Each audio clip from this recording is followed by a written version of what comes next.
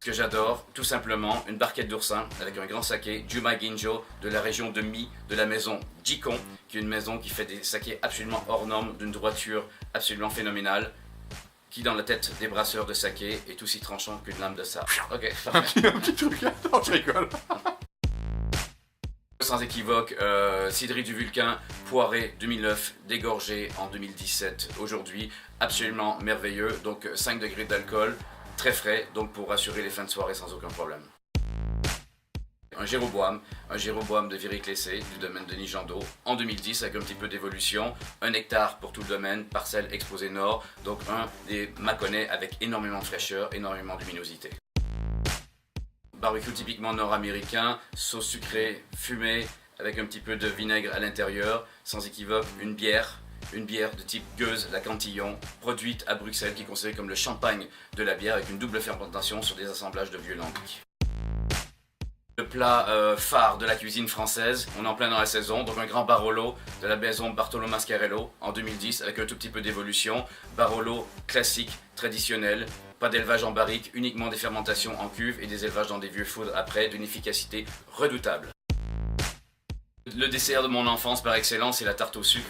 La tarte au sucre tout simplement avec un produit qui a beaucoup d'acidité, donc c'est simplement un cidre de glace, donc récolté tardivement en vendange de glace, donc avec une acidité défiant toute concurrence, et une onctuosité et une liqueur absolument phénoménale.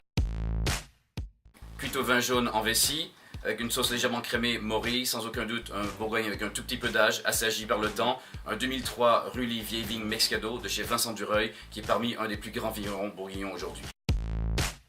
On n'a jamais la chance de goûter des vins qui n'existent pas, un Rilly La Montagne 1928 qui n'a jamais été commercialisé, uniquement les vins rouges que la maison Moët et Chandon produisait pour faire des assemblages avec leur grand champagne rosé.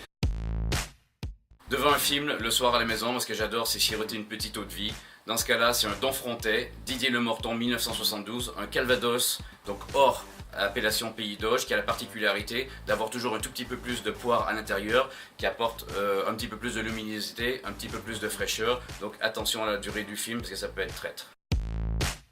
La personne la plus déterminante dans ma carrière, c'est monsieur Alain Rosati, le grand chef sommelier de la maison Rostand, qui est depuis plus de 30 ans, qui va prendre sa retraite malheureusement pour le monde de la sommellerie le 24 décembre prochain, donc c'est un clin d'œil à Alain pour le plus grand sommelier que j'ai jamais rencontré. Moi je suis addictif des vins élevés sous voile, donc un Classé X 2003 de chez Jacques Puffinet qui a pris sa retraite récemment, 6 ans et demi de fermentation alcoolique, plus 7 ans d'élevage sous voile par la suite, commercialisé il y a 1 an, juste absolument formidable. Un grand Chasselas élevé sous voile chez Dominique Lucas, élevé sous voile pendant 2 ans, 20 pays des Allobroges, 600 bouteilles produites pour la planète entière, absolument addictif et à revoir dans 10 ans. 5 minutes avant le service, qu'est-ce qu'on boit ?